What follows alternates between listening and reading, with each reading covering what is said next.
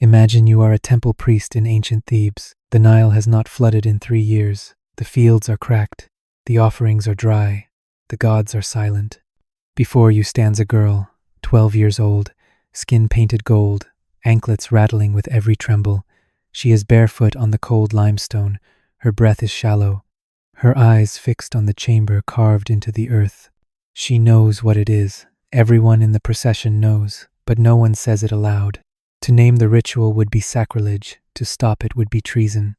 The attendants lower her in slowly, not violently, not urgently, with the same grace they would use to lower a statue of a god.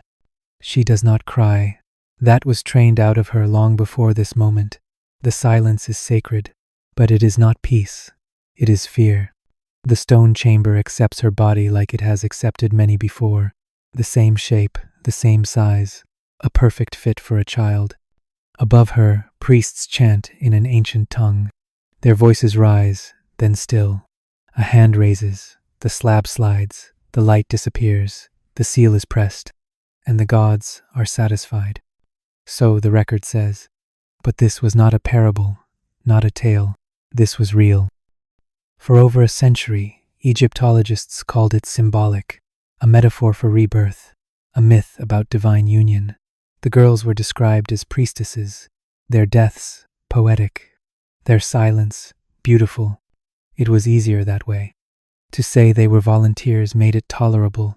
To say they were honored made it holy. But the bodies tell a different story. Scratch marks on inner walls, lungs filled with dust, fingers broken from trying to push the slab. This was not transcendence. This was suffocation. Slow, ritualized, state-sanctioned. And the worst part is not that it happened. It is that it was hidden. In museum archives across Europe, dozens of mummified girls are labeled as ceremonial relics, their ages misrepresented, their injuries left unexplained. Only a few dared question it. Only a few looked closer. And what they found was not myth. It was something worse. A system, a belief, a machine of death built in the name of life. The story of Egypt is told through temples, gods, and kings, through gold masks and pyramids, through the myth of a civilization that worshipped beauty. But underneath that marble illusion lies something else, something buried deeper than the tombs, a history written in the bones of little girls. What you are about to hear has been silenced for 3,000 years, not because it was unknown, but because it was unbearable. This was not mythology. This was deliberate human sacrifice. And they buried the truth with the girls. The tombs were first uncovered in the 1,890 seconds, buried beneath the desert cliffs near Thebes. Small chambers, shallow depths, perfectly preserved. Inside, they found children, dozens of them, all girls, all under 15. The bodies were wrapped in linen, faces painted with gold leaf. Beside them, jars of food, beads, amulets, a small torch placed near the hands. But something felt off. The bones were bent, some ribs fractured inward, several skulls showed signs of compression. None had the clean, posed structure of a peaceful burial. Still, the archaeologists smiled, photographed the tombs, labeled the remains ceremonial, sacred, symbolic. They had a narrative to protect.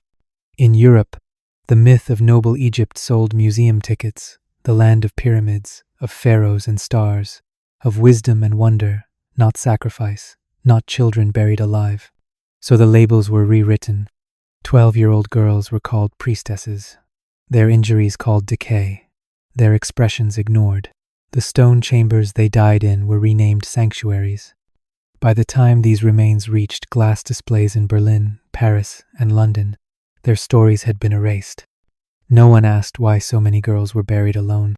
No one traced the positioning of their bodies. No one questioned the repetition of the torch. Because to question it would demand an answer, and that answer was inconvenient. In 1937, an Egyptologist named Emil Roth took detailed notes on one of the tombs near El Tarif. He wrote of scratch marks on the walls, a collapsed chest cavity, traces of blood on the ceiling stone. His report was shelved, unpublished, stored in a private archive at the university where he worked. He died in 1942. His findings died with him. Years passed. New tombs surfaced. The pattern repeated.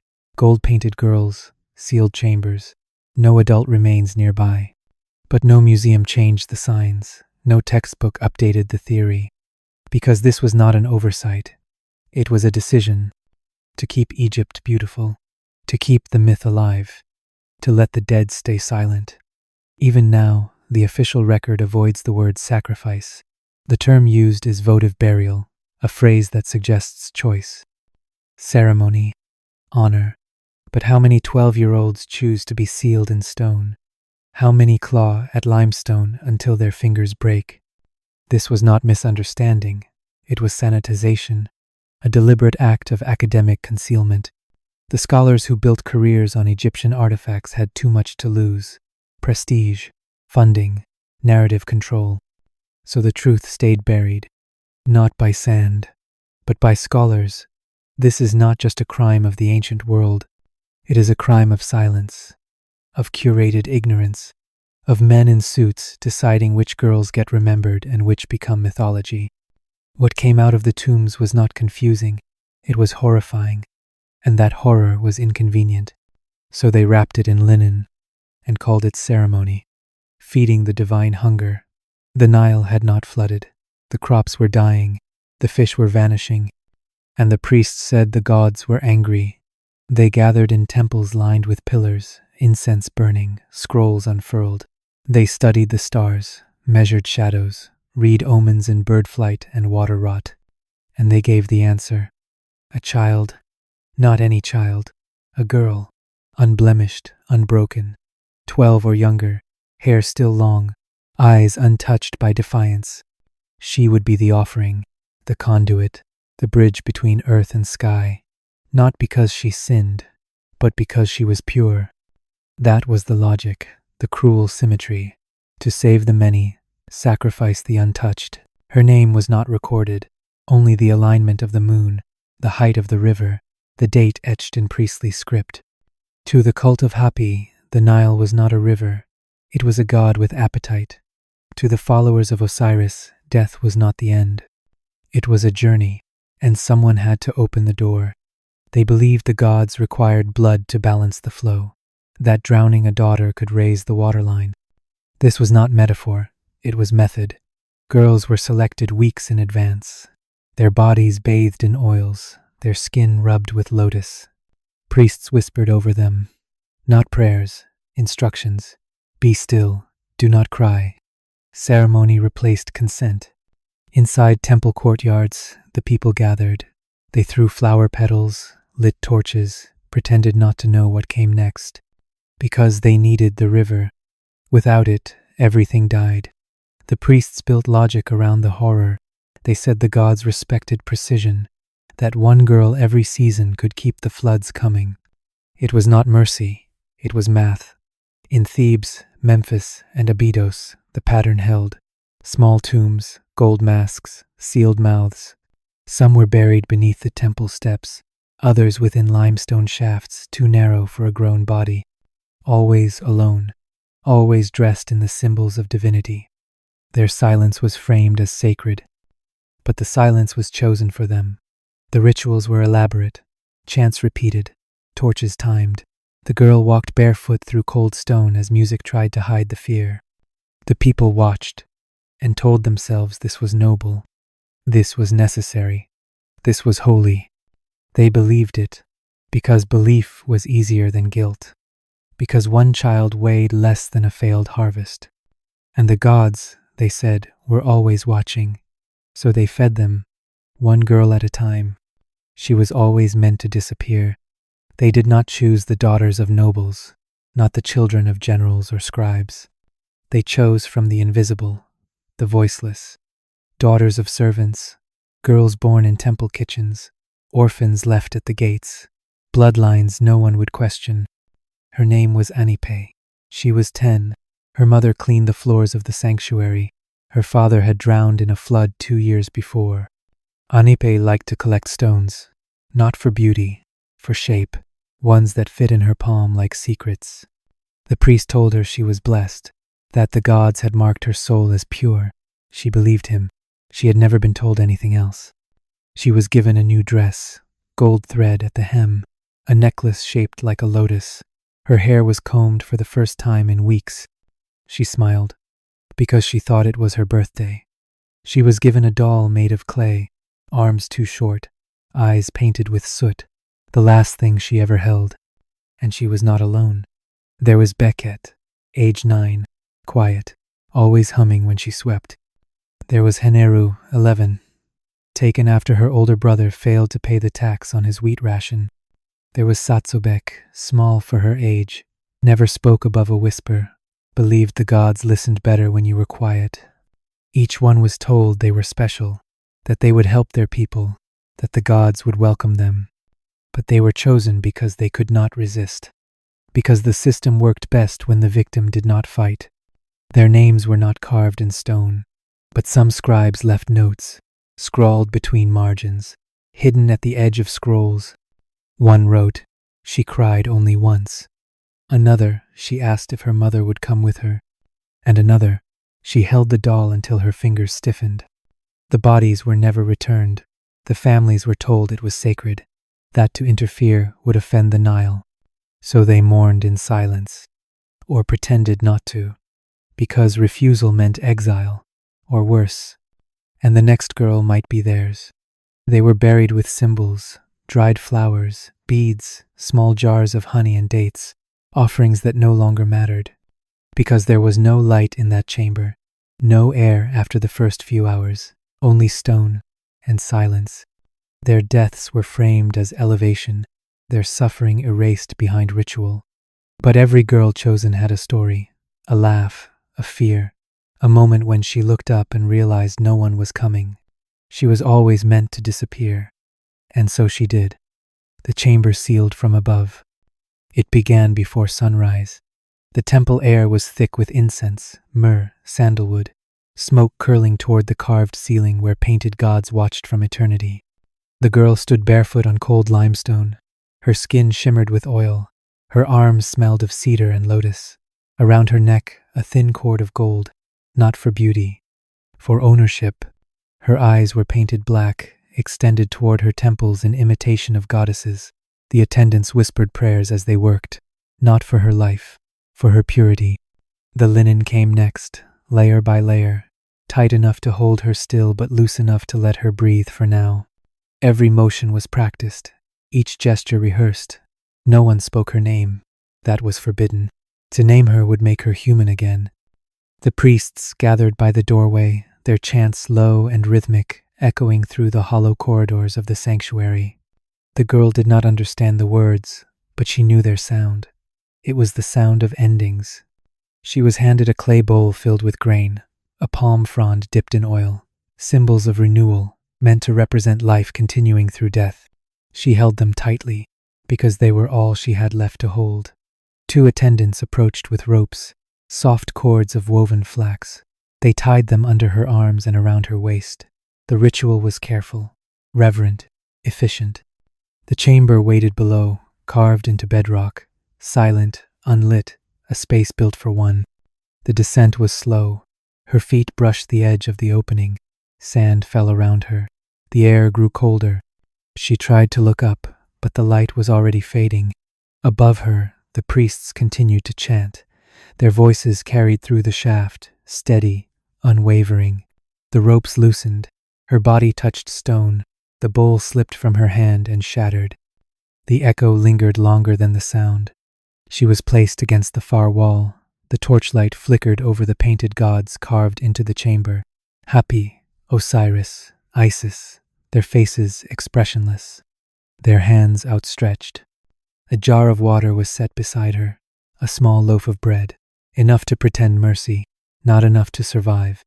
Then came the slab. A single piece of limestone dragged across the opening. The scrape of stone against stone filled the air like thunder. The priests did not look down. They pressed their palms to the surface, murmured the final verses. The people outside began to weep, but no one stepped forward. No one interrupted the ritual, because this was law, because this was sacred. The chants rose higher, then stopped. and for a moment there was silence. Then the sound of sealing clay. Wet. Final. Above, the temple bells rang. The ceremony was complete. Below, the air began to thin, and the girl who had been called, chosen, began to disappear into the dark. No one would open the chamber again. Not for 1,000 years. Not until the sand forgot her name. Mummies that still had breath. Centuries later, when the desert finally gave her back, the sand did not whisper. It screamed.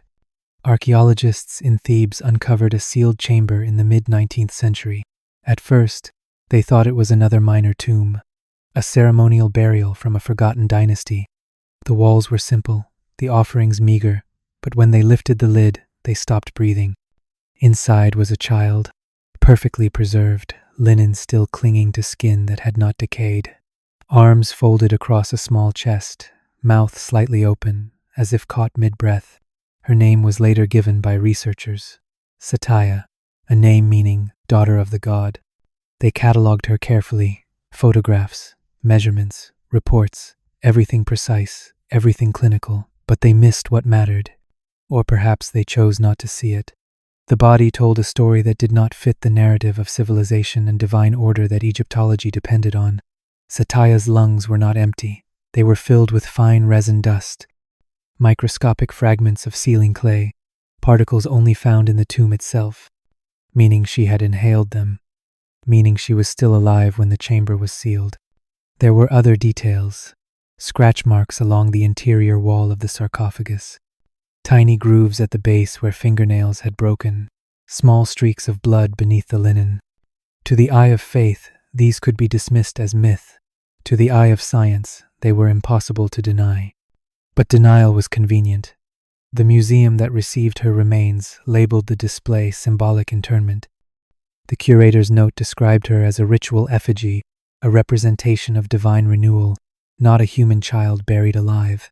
The language was careful, sanitized, respectable, because acknowledging the truth meant rewriting the foundation of Egyptology itself.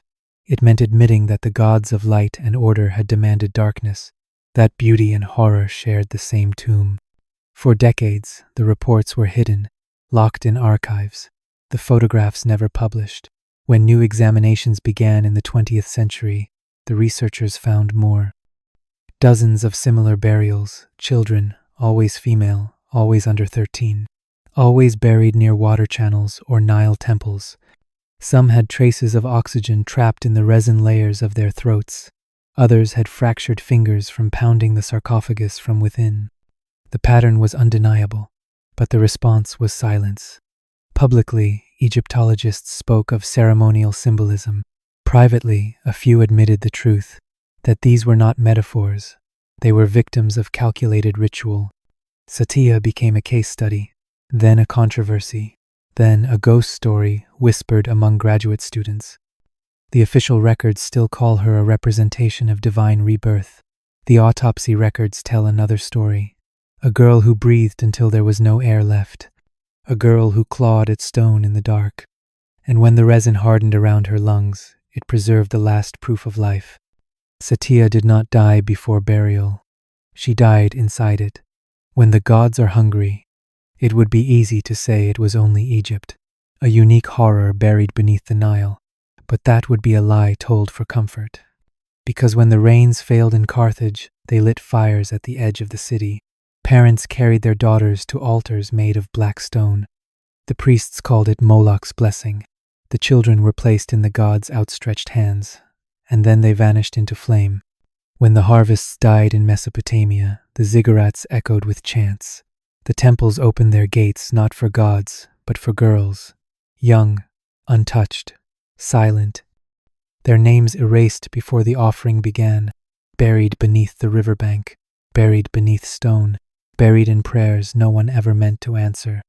When drought struck the highlands of pre-Columbian Peru, the Inca climbed to the snowline. They carried small bodies in fine cloth, girls who had not yet bled, who still clutched dolls or feathers in their hands. They were given chicha, they were kissed on the forehead, and then left to freeze, a gift to the mountain.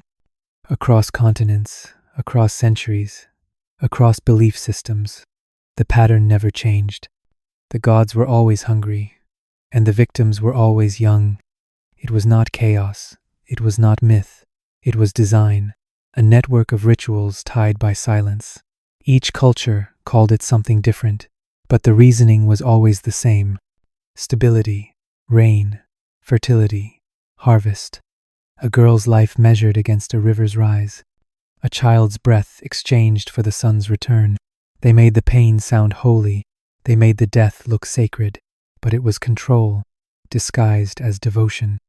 And the silence ran deeper than the graves. Archaeologists in Tunisia found child bones with burn patterns too precise to be accidental. Historians in Babylon uncovered tablets referencing the blood basin offerings in spring.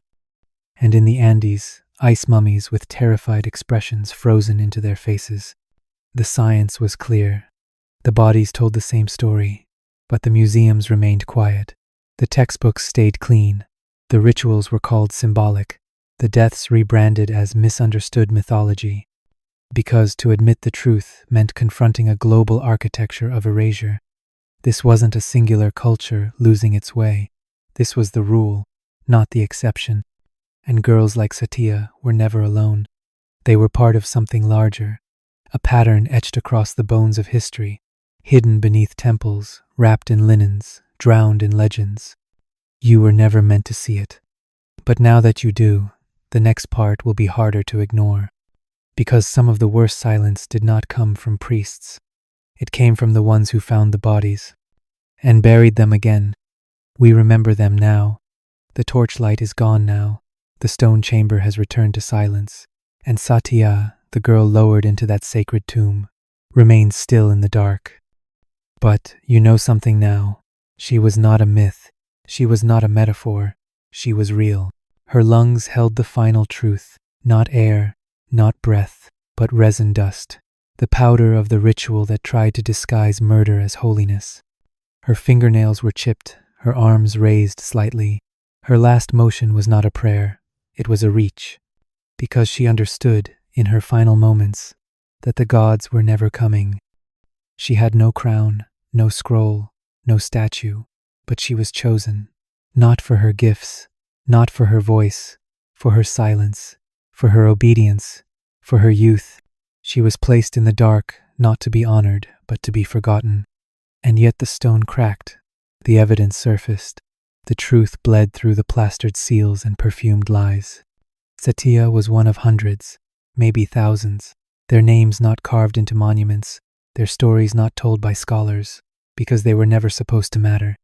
Their worth was only measured by what they could give, a flood, a harvest, a future for someone else. They called them offerings, but they were daughters. They called it sacred, but it was suffocation. They called it peace, but it was execution. In each buried chamber was a girl who blinked too many times to be sleeping, who held her breath too long to be still, who was promised she would become divine, but only if she stopped being alive. The priests never returned to the tombs. They sealed them with chants and incense and ash.